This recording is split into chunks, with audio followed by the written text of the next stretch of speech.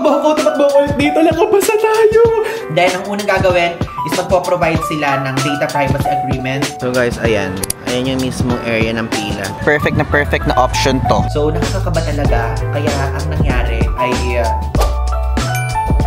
Hello guys! I'm back again with another vlog. At ngayon po, nabasa niyo naman sa title, this vlog is a special episode na kung saan tuturuan ko kayo dito at share ko sa inyo yung mga naging tanong sa atin sa pag-apply natin for US Tourist Visa. Okay? So, ito po ay share ko dito yung lahat ng proseso. Like kung ano yung mga sinabit ko, type of tourist visa, ganyan, kung ano yung mga ginawa noong nag-visit tayo ng biometrics. And aside from that is yung pag-visit natin sa consular office. Okay? So, first, yung tourist visa. So guys, gusto ko lang i-share sa inyo na ang in-applyan po natin ay B2 visa. So, ilalagay ko na lang dito yung meaning. So, yung B2 visa, babasahin ko para hindi ako mamali. So, yung B2 visa is siyang non-immigrant US visa na ini-issue siya for tourism purposes, vacation, or visiting purposes. Ganyan. Then, ang mga purpose nito, ilalagay ko dito. Yan, nakikita nyo dyan yung square. Tourism, vacation, visiting family or friends, medical treatment kapag magpapagamot kayo, ito yun. Participation in social events, participation in amateur musical, sports, or similar event, and yung walang bayad ha. Tapos, yung isa naman, short recreational courses. Like for example, mag-i-enroll kayo ng 2 days na 2-day cooking class, 2-day singing class, ganyan, dance class, ganyan. So, ito po yon. So, hindi pwede kapag ka itong B2 visa ang a-applyan nyo, tulad ng in-applyan natin, hindi kayo pwedeng mag-apply ng freelance work kasi hindi na yun parte dyan. Ibang visa na yon. Hindi din kayo pwedeng mag-apply ng paid employment na work, ganyan. Tapos long-term study, tapos permanent residency, ganyan hindi allowed. Tapos media and journalism work, and of course, academic and professional training. So, sa pag-apply po, dapat tamang type of visa yung a-apply nyo. Kasi disclaimer, kasi by this time po ay tapos na po tayo mag-visit sa consular office, is gusto ko lang i-share yung narinig ko kanina. Nakinig pala. Doon kasi meron doon mga counter. So, merong isang babae doon, medyo... siguro ang age niya 40 to 50 years old.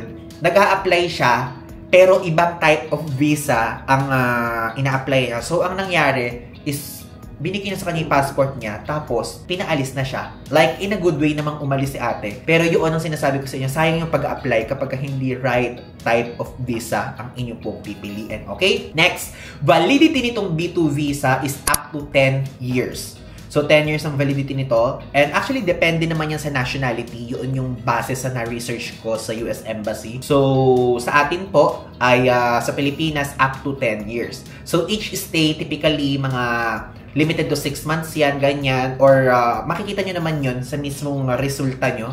Ganyan, with possible extensions if ever. Now, tulad na sinabi ko sa inyo, B2 visa po ang in-applyan natin. But, ito, dito napapasok to. Paano Ivan nag-apply? Ngayon, disclaimer, ito pong video na to ay gusto ko i-share sa inyo na tayo po ay pa-visa assistance. But it's not sponsored. Hindi to sponsored. Nagbayad ako ng full fee. So, Ivan, bakit ka nagpa-visa assistance? Kasi po, medyo hectic yung schedule natin. So, meron lang tayong specific date na nakalagay sa calendar natin na available tayo magpunta sa visa application center, and aside from that, sa consul office. So, yan. Kaya tayo nagpa-visa assistance para sila na bahala mag-input kapag ka nagkaroon ng availability ng slot. So, Ivan, saan ka nag-apply? I mean, saan ka kumuha ng visa assistance? Again, dun po tayo kumuha sa SMB.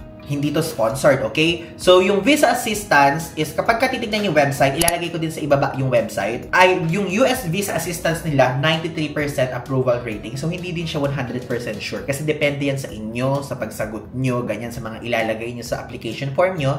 Doon naman nakadepende yan. So, ito po yung price. Ilalagay ko again dito. Number of applicants, andyan. Then, rate per person, andyan din. So, kapag kunyari 4 applicants kayo, pataas 17,000. Yun ang halaga. Kapag ka 2 to 3 applicants, 17,500. Then kapag ka single applicant, which is tayo, ang binayaran po natin is 18,000 pesos. Okay? So, medyo mahal siya, oo. Pero, share ko sa inyo kung ano yung mga inclusion. Ang inclusions naman nito is visa consultation from visa expert. So, dito, pumapasok dito, nagkaroon kami ng mock interview, yung parang nag-practice, ganyan. Nagkaroon ng ganyan.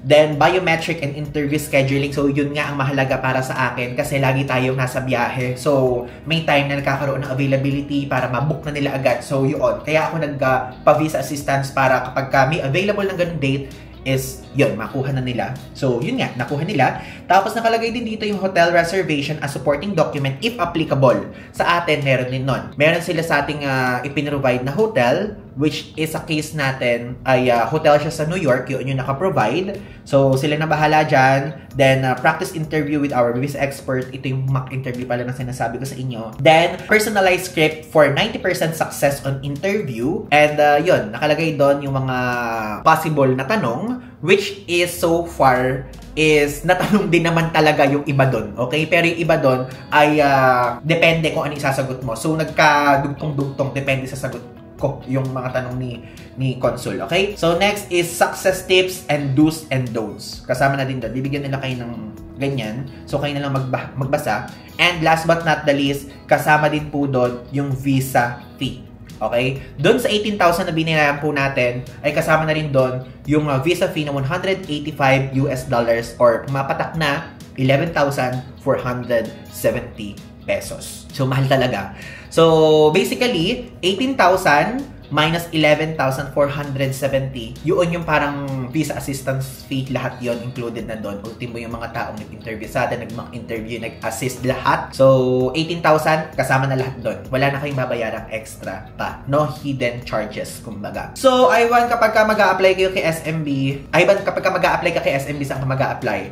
So, basically, before, naka-work ko na sa SMB, though that time is collaboration siya. Pero this time is tayo talaga ang nagbayad. So, meron akong contact sa kanila sa Viber. So, ilalagay ko yung number dito sa screen ni SMB if ever if you want to hire them then yung service nila kung gusto nyo din i-ano. Then, ang unang gagawin is magpo-provide sila ng data privacy agreement. Yan. So, kailangan nyo pirmahan yon. Then, together with the questionnaire. So, yung questionnaire, guys, is dun lang naman nila i-assess yung inyong documents, yung inyong profile, kung okay kayo, ganyan. So, ito, ilalagay ko dito. Ilalagay ko dito yung screenshot ng document para makita nyo. So, usually, personal information lang naman nandyan.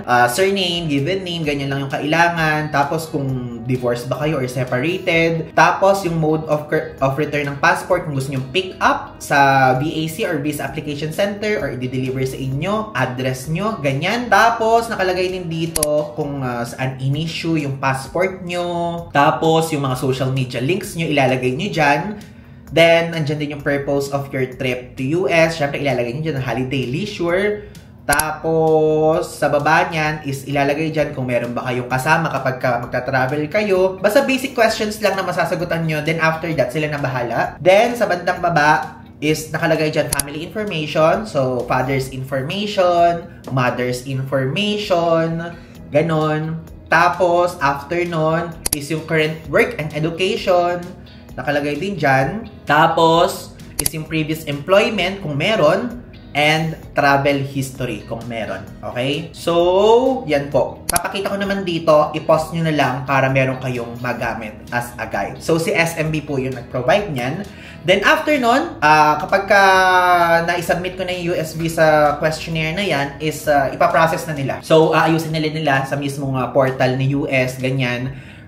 Kukuha na sila ng appointment confirmation and yung DS-160 na tinatawag. Okay? So, ganun po siya kadali kapag meron kayong visa assistance service na kinuha. So, before we start sa mga pinaka-final na sasabihin ko sa inyo kung ano yung mga documents na dala natin and what, gusto ko muna i-share sa inyo yung mga clips. Yung first part ng clips na papakita ko sa inyo is yun po yung pagpunta natin sa US VAC or Visa Application Center sa Parcal. Ilalagay ko na din yung date dyan kung kailan at ilalagay ko na din yung address kung saan yun nangyari. And yung other one naman is dito po, okay? Kung saan yung mismong consular visit day or interview day, ilalagay ko na rin, okay? So, ngayon, play! VTR. VTR! Hello guys! So, today is May 30 and nandito ngayon tayo sa Parcal. So, itong Parcal, isa siyang mall na may kakaibang design. May kakaibang architecture dito sa Parañaque. And dito po located yung US Visa Application Center. And hindi ko pa nakikita kung ano itsura sa loob kasi wala din naman ako makita kasi bawal nga ang gadget sa loob. But merong lockers, mamaya ipapakita ko sa inyo kasi tatry natin yung locker. Meron kasi tayong bag na dala. So dito po may appointment po tayo dito ng 11:30 and ngayon 10 o'clock pa lang. So maaga tayong dumating. And sa mismong Google Maps, sinearch ko yung parang pinaka-address para makita natin kung anong floor. 3rd floor po. And now, ang dala-dala ko po dito is yung appointment confirmation, yung DS-160 na form, yung passport old and new, tapos yung 2x2 photo na naka-attach doon sa sinubmit natin sa US Embassy. Actually guys, kinakabahan ako. Kinakabahan ako talaga ngayon kasi hindi ko alam. Basta kinakabahan ako pero sana maging positive yung results. And i-update ko naman kayo. Ngayon, let's go na. Yan. Ito po. Ito ang issue ng Parkal. Dito naman sa process na to kasi dalawa, 'di ba? Yung first one is itong sa visit sa Visa Application Center, tapos yung pangalawa is yung sa consul. Dito naman kahit ano naman yung suot niyo. So ako nakasamba lang ako na sapatos. I mean, yung ganyan lang, hindi yung black. Tapos pants, tapos itong shirt lang na plain na blue. Yun lang naman. To be honest, ang dalas-dalas ko dito sa Hop-In, Asiana, nung wala pa tayong tinutuluyan dito sa Manila. And katabi lang niya to, pero ngayon lang ako nakapasok sa loob. Like yung mismong loob na level. Oo nga pala, kayo kung taga-probinsya kayo, like me, like for example, taga-Nueva Ecija kayo, ganyan. Tapos, pupunta kayo dito kasi bawal nga yung, kunyari meron kayong mga dalang ganito, pwede kayo mag-check-in dito sa Hop-In, Asiana. Diyan po ako usually nag-check-in before. So, kapag kunyari, naka-schedule na yung appointment nyo sa visa nyo, is pwedeng iwan nyo na lang dyan lahat ng gamit nyo, yung mismong papeles lang, yung mismong mga kailangan lang dalhin doon sa loob, yung dala-dala nyo, para wala na kayong iba pang dadalhin at hindi na kayo magla-locker. Gets nyo yun? Kasi kapag kunyari magla-locker kayo, as far as I know 150 to 250 yung price. Pero kukonfirm natin later. Okay? Kaya lang, magtanong tayo sa guard kung saan para hindi tayo mag-ano-ano dito. Maglakad-lakad ng matagal-tagal. Dito yung US visa. Visa pa saan sa Japan? Ay, hindi. US visa. US. Turo na natin sa atin ni Kuya. Plano ko talaga sa left side ako pupunta sa right side pala. So guys, ayan. Ayan yung mismong area ng pila. Though 8:30 nakalagay na papel. Ba't 8:30? Anong oras na? It's already 10:13. Pero yon, so hindi muna tayo tinanggap doon kasi napakaaga natin. O diba? Mas okay nang maaga kesa late. So papakita ko na muna sa inyo yung locker, ang bayad daw 150. So okay lang din naman. Okay lang din na meron tayong ma-feature na locker para sa mga audience natin na gusto avail ng ganitong klaseng service. Ito baggage house. So nag-o-offer din sila dito ng baggage storage, phone and electronic safekeeping, personal valuable storage, printing services, form filing, form editing, photocopy. Diba? So if ever po meron pong ganyan dito, magpapaprint tayo kasi meron tayong i-edit sa ano. Hello!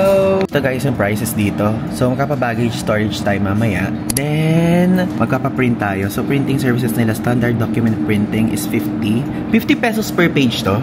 Per page. O diba? Ang mahal. So yan, photocopy nila 30 per page rate.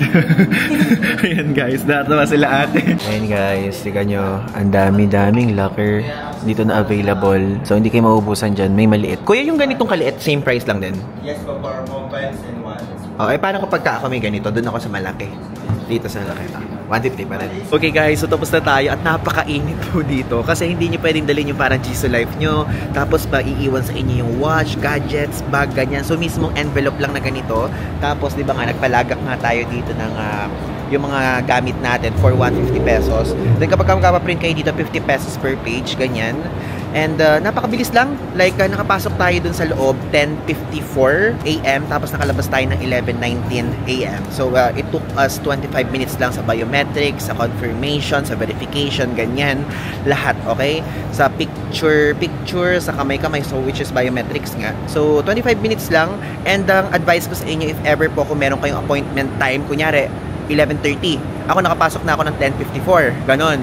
So, pwedeng ahead of time magpunta na kayo kasi kapag kakonti yung tao, kahit 11:30 pa lang, papapasukin na kayo ng mga bandang 10:50. Ganon. Okay?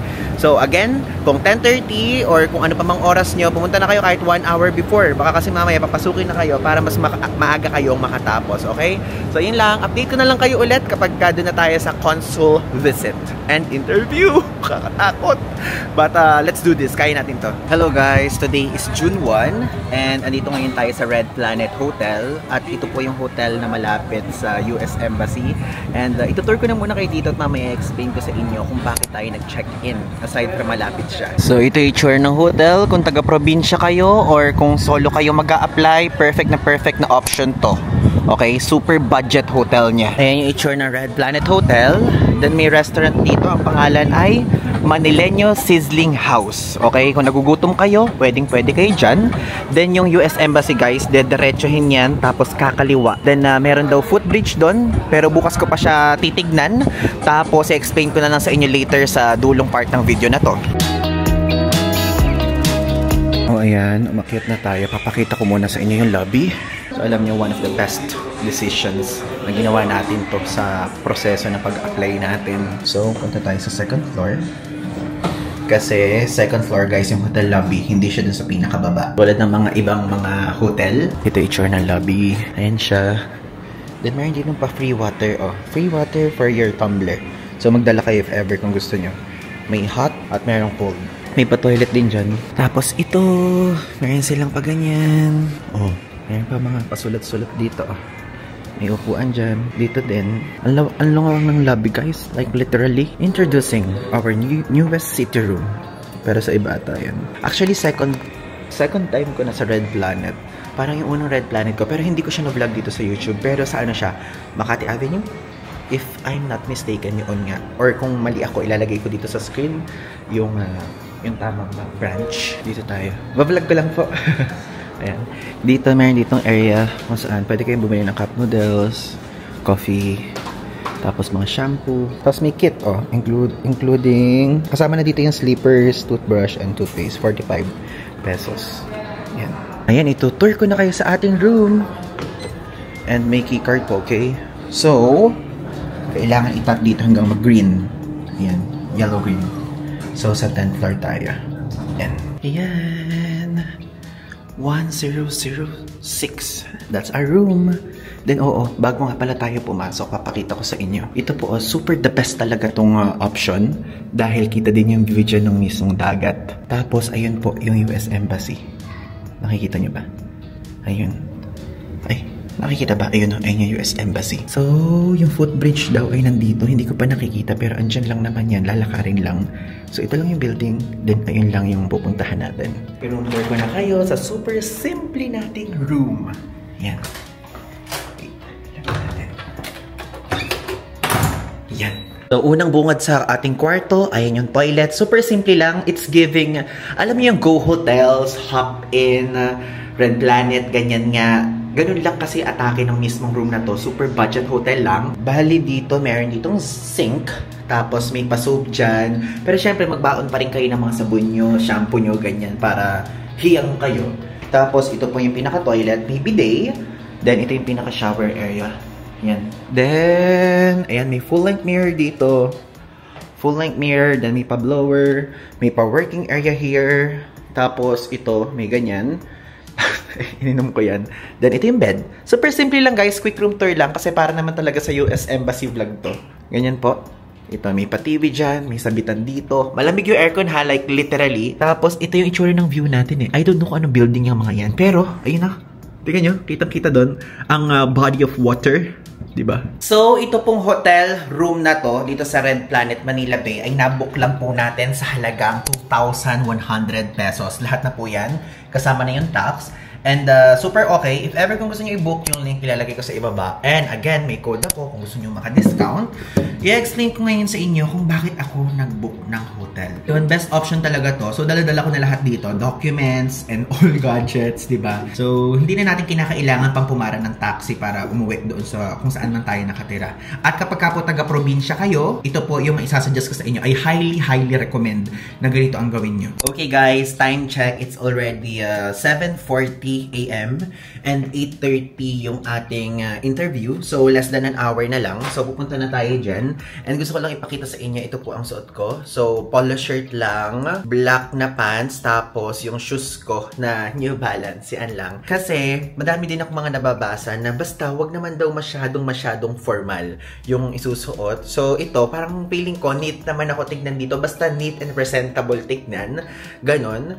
And aside from that, diba sabi ko sa inyo is nagpa-assist tayo kay SMB. So mayroon kasi yung kasamang mock interview. So dun sa mock interview is sinabi din ng mismo nag-i-interview nung kumuha siya ng visa sa nung in-interview siya, ay naka-jeans lang daw siya, tapos t-shirt. So, tayo at least naka-polo shirt tayo, di ba? So, ganon. And, black. All black po ang ating atake for today's video. So, balitaan ko na lang kayo. Puputulin ko na to dahil hindi nga pwedeng magdala ng gadgets and even relo. Tinanggal ko din yung alahas ko, guys. So, lahat talaga tinanggal ko. Basically, damit lang, tapos itong envelope na nandito lahat. Andito yung ITR, andito yung business registration, andito yung bank certificate, andito yung passport, old and new, andito lahat, okay? Yung appointment confirmation, yung DS-160, lahat, andito na siya lahat. And also, nagdala din ako ng ballpen na black para just in case, diba? So, balikan ko kayo mamaya. Sana positive. Alam nyo, kinakabahan ako. Kumakabog dibdib ko, ganun level. So, let's go. Kasi parang, for me, ito yung pinakamahirap na pag-a-apply ng visa. Lalo na ngayon, parang mahirap daw. Nagbago daw ng admin sa US. Sabi ng mga napapagtanungan ko. But, huwag kayong matakot. Ako lang naman to. Siguro, nag-overthink lang ako, ganyan. And, tignan natin. Kasi tulad sa mga ibang mga application, di ba? Usually, mga papers yung pinapakita, ganyan. Dito kasi may interview. So, parang kahit interview lang siya at walang mga papers na required talaga doon, though nagdala tayo ng supporting documents, parang may additional effort. And aside from that, parang medyo mahirap siya kasi syempre, depende yun sa pagsagot mo, di ba? So, yun lang. Sige, babay na. Baka malate ako. Guys! Tumakbo ako ulit dito. Nakapasa tayo. So, it's already 9:05 AM. So, umalis ako dito mga around 8 o'clock ganyan. Naglakad tayo papuntang US Embassy. So, nakapasa po tayo. Like, sinabi sa atin na congratulations, your visa is approved. Then, after na, hindi ko pa tinapos yung conversation. Then, sinabi, nakapasa tayo 10 years! 10 years na visa sa US! Oh my God, sorry. Medyo OA yung reaction ko. Pero kasi guys, takot na takot talaga ako. Itong US visa yung pinaka natatakot ako na application. Like sinabi ko, alam niyo to the point na kaninang umaga, habang naglalakad ako sa visa, sa embassy, sinabi ko ganyan, Lord, kayo na bahala. Kayo na bahala sa mismong sagot. Sabi ko ganyan. So, binigay ko na lang talaga. Wala na talaga guys, kasi kinakabahan na talaga ako. Wait lang, i-compose ko na muna yung sarili ko, then babalikan ko kayo, mag-video ako later, okay? Ayan! So, yun po ang ating karanasan sa dalawang visit natin sa USVAC tapos yung consul, okay? And now, gusto kong i-share sa inyo kung ano naman yung mga dala-dala nating documents. Kung ano-ano yung dala natin sa US Visa Application Center, which is yung first visit, at kung ano yung bawal dalhin, at dun din sa US Consular Office visit, at kung ano yung mga bawal ding dalhin. Okay? And sa US Visa Application Center, ito po ay nangyari noong May 30, 2025. So, in-schedule po tayo dyan ni SMB. Then, ang dala-dala po natin dyan is ang DS-160 confirmation. So, ilalagay ko dito yung screenshot. Ayan, ganyan siya. Ibibigay sa inyo yan kapag kunyari nagpa-assist kayo kay SMB, si SMB na bahala gumawa niyan. So, yan po, nagpa-assist tayo and minigay sa atin yan. Dadalhin nyo yan printed, okay? Then, appointment confirmation, printed din. Tapos, 2x2 picture. And, yan, kailangan may hard copy, okay? I mean, kailangan yung talagang picture. And kung ano yung 2x2 picture na dadalhin nyo, dapat same siya dun sa nakalagay sa DS-160 na confirmation. Baka mamaya magkaiba. Hindi po, dapat magkamuka. Tapos, next naman, syempre, yung current passport. Though, sa case natin, dinala ko po yung old passport ko, okay? Then, aywan, pwede bang magdala ng kahit na ano? Bawal po doon sa loob, okay?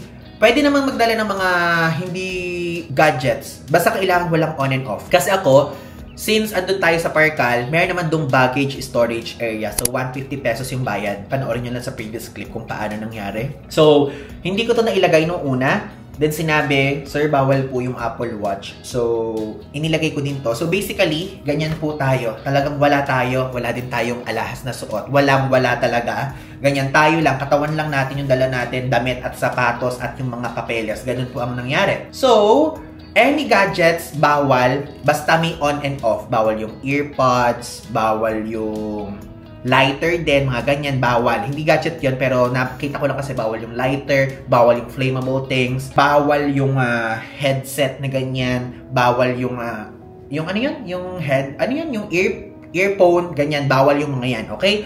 So basically, huwag na kayo magdala ng ganun para hindi kayo ma-stress, or since nasa Parkal kayo, kung may kasama kayo, iwan nyo sa kanila sa labas, or kung wala kayong kasama like me na solong nag-apply, is magpa-baggage storage kayo. I-avail yung service nila, 150 pesos lang naman yung bayad. So next, sa US Consular Visit naman, dito na yun sa Manila, ano yung mga dapat dalhin? Number 1, kailangan dala yung DS-160 confirmation. So, yan, dapat dala nyo yan. So, yung confirmation na dala ko, yun yung dala-dala ko din doon sa Visa Application Center. Number 2 is yung appointment confirmation. Number 3 is yung 2x2 picture, dala ko pa rin. Tapos number 4, yung passport. Again, yung passport po na dala ko ay dalawa, isang new and isang old. And number 5, yung mga supporting documents. Ito po, hindi po ito hihingin. Hindi ito hihingin, pero mas maganda kung may dala kayong supporting documents. Again, I highly suggest, personally, ay sinasuggest ko po sa inyo magdala kayo ng supporting documents. Mas okay na may dala kesa walang ma-i-present kapag ka hinanap. Okay?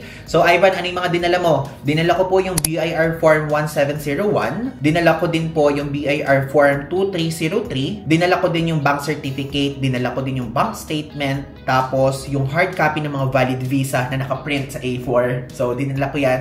Yung South Korean visa, Australian visa, New Zealand visa, and yung Japan visa nasa old passport siya. So, kaya dala-dala ko din yung old passport. And lastly, may dala din po ako birth certificate. So, yun po. So, again, doon sa US Consular Office visit, bawal din po ang gadgets. Doon, strictly talaga. Meron talagang mga magche-check-check din. Okay? Bawal yung gadgets na may on and off. Again, kanina nagpunta, wala akong dalang cellphone, wala akong dalang camera, wala akong dalang Apple Watch, earphone, earpods, ganyan. Wala akong dala at all. Kasi bawal din. And, ito naman, since gusto nyo less hassle experience, I highly suggest gawin nyo yung ginawa ko, which is ngayon, andito tayo ngayon, nag-check-in tayo sa isang hotel na malapit sa US Embassy, which is itong Red Planet, Manila. So, ito yung pinaka-masasuggest ko sa inyo kasi walking distance lang siya. So, from here, parang ang lakad lang na ginawa ko is 5 minutes. Ganon. Kasi, mag-footbridge tapos lilipat sa kabilang side kasi may mga harang niya. So, kailangan talaga mag-footbridge. So, yun po. Okay? Yun lang naman ang nangyari. Now, dito sa part naman na to, is i-share ko sa inyo kung ano yung mga questions at kung paano yung atake yung ginawa natin with the consul. Okay? So, nung nag-i-interview yung ganyan kasi, meron pong proseso. Hindi ko kayo naisama kanina. Though, ang nangyari is dyan sa mismong US Embassy, pipilay by time. Meron mga nakapila ng isang pilay 8:30, which is andun tayo, may 9 o'clock, may 9:30, ganyan. So, by pila. So, dun tayo nakasama sa 8:30. Then, after nating pumila, ayan, unang checking is i-check po yung appointment confirmation. Dapat dala nyo yung appointment confirmation, okay? Again, uulitin ko, dapat dala yung appointment confirmation. So, after nun, ang second checking is yung current passport. I-check yung pangalan nyo sa passport. Aside from that, i-check kung tama na may appointment kayo doon. So, yun po ang second checking. Tapos, yung third checking is, syempre, ay security check yun. Katawan, titignan kung meron kayong dala sa x-ray, ganyan. Yung dala-dala yung envelope, which is ito yung dala natin. Kung may dalang gadget siguro, ganyan. So, bawal kasi, yun yung third checking. Fourth checking, passport again. Passport again sa loob na to, nang may interviewhan. Tapos, yung next naman nun is screening. Pre-screening ang tinatawag doon. Then, ang gagawin is tatanungin kayo kung kailan yung birthday nyo, kung ano yung full name nyo, ganyan. And Pilipino pa po yung gumagawa nitong pre-screening. Tapos, after ng pre-screening is pipili na kayo, then interview na. Tapos doon sa interview, lahat po na nag-i-interview ay Americans. Okay? So, ang natapat sa atin is babae. And ang bait niya actually, mababait din naman yung mga bosses ng mga katabi ko. Yung 24, mabait. 26, mabait din naman. So, ang nag-interview sa atin is babaeng bubbly siya, nakakatuwa siya, which is nakakatuwa. So, ang ginawa ko nung una, nakakakaba talaga, okay? So, nakakakaba talaga, kaya ang nangyari ay, di ba meron sa ating tinuro? Di ba nagpa-assist nga tayo kay SMB, merong mock interview. So, sinunod ko siya, pero ang ginawa ko, kung ano yung personality ko, yun yung pinakita ko. So, kung ano yung nakikita nyo guys sa vlog, ganun yung ginawa ko talaga sa console. Okay? Ganun talaga, walang halong biro. Like, kasi, ang mindset ko kasi, kung ano ka talaga in person, yun yung ipakita mo na walang filter, tapos yung hindi ka magsisinungaling. So, yun talaga yung sinabi ko. So, sinabi ko, Lord, ikaw na bahala. Basta full honesty yung sasabihin ko lahat. So, ganyan na. And yan. So, ang unang tanong po sa atin is it your first time in USA? Sabi sa akin gano'n. So, sabi ko, yes, it will be my first time. Yun ang sagot ko naman. So, nakangiti din ako ganyan. So, syempre, before that pala, sinabi ko, good morning. Sabi ko ganyan. So, sabi din niya, good morning, ganyan. So, yun. Tinanong niya, is it your first time in USA? Then, sinabi ko, yes, it will be my first time. Tapos, next question niya, where are you planning to visit in USA? So, yun ang sinabi niya. So, sinabi ko, I'm planning to visit in New York. New York talaga sinabi ko, guys. New York, hindi New York. New York, sinabi ko ganyan. Tapos, sinabi niyang next is, how long are you planning to stay in US? Yun naman ang tanong niya. So, sinabi ko, I'm planning to stay there for 2 weeks only. Tapos, yun. Yan, meron siya mga tinatype eh. Nagtatype na ganyan. Tatype. O, edi, nung nagtype siya, nakikita ko ng ngiti. Ay, sabi ko, good vibes. So, good vibes. Parang feeling ko positive. Tapos, next question niya, what is your work? So, dito na. Sinabi ko na to kasi syempre napaparinig ako sa part na to kasi syempre, ang work naman talaga natin, content creator at travel vlogger. So, ang nasa isip ko, pasado ba sa kanila yung mga ganyan?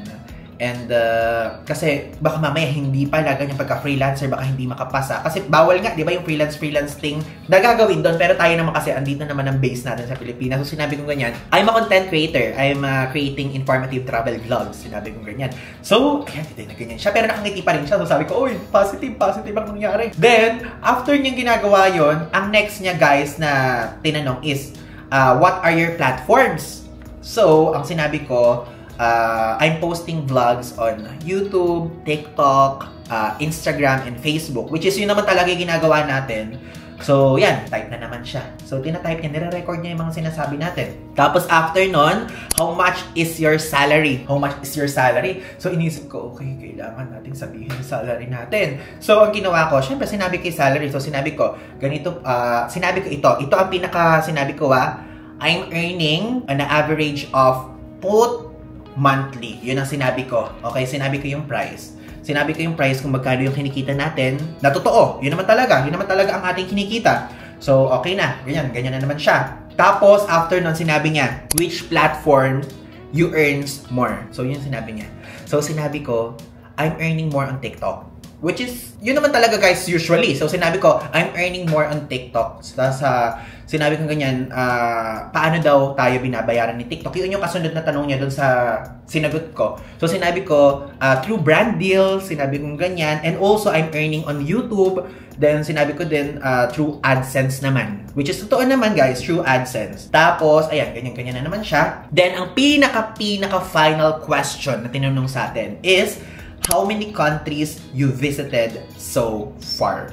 So, sinabi ko sa kanyang ganon, I visited 29 countries, 30 including the Philippines, and I visited most countries in Asia, 4 countries in Europe, and 1 country in Oceania, which is New Zealand! So, yun yung sinabi ko. Grabe, ang haba ka ako nasagot ko kasi ang alam ko, usually, ang mga nababasa ko online, ang tip, dapat maikli lang. Madaldal nga talaga ako. So, yun talaga yung sinabi ko. So, after nun, wow! Ganyan. Tapos, ang ginawa niya, binuklat niya yung passport ko. Yung passport, bago yung passport natin, guys. So, nakita niya, wow, this is new, ha? This is new. Parang sinasabi niya, talagang inire-ready ko sa pag-apply ng visa. Yung kumbaga, di ba, lalagyan ng sticker visa kasi sa US, eh. So, yun ang sinabi niya. Tapos, dalawa yung sinubmit ko. So, isang new passport, tas isang old passport. Then, tinignan niya yung old passport na ganyan. Ginanon niya. And, nakita naman niya yung mga stamps natin. Then, after nun, ang pinaka-final na sinabi niya, guys, is, congratulations, your visa is approved. Sabi ganun, guys. So, after niyang sabihin yun, guys, nawala na ako sa character. I mean, nawala na ako sa pagka-proper talaga. Alam niyo kung ano yung sinabi ko. Hindi to joke. Sinabi ko ganun in front of the consul office. Oh my God! Sabi ko ganun, Guys, talaga oh my God. Nung sinabi kong ganun, oh my God ako sa imprint ng console. Kasi natutuwa ako hindi ko siya na-control. So sinabi ko, oh my God, thank you so much. Ganyan. Tapos, ako naman nagtanong, gumantay ko sa kanya. So sinabi ko, tinanong ko siya. Sabi ko, how long? Sinabi kong ganyan. Nung sinabi niya, 2 weeks. The delivery time is 2 weeks. Sinabing ganon. Tapos, hindi naman yun yung ibig kong tanong. Tapos, after nung sinabi kong ganon, no!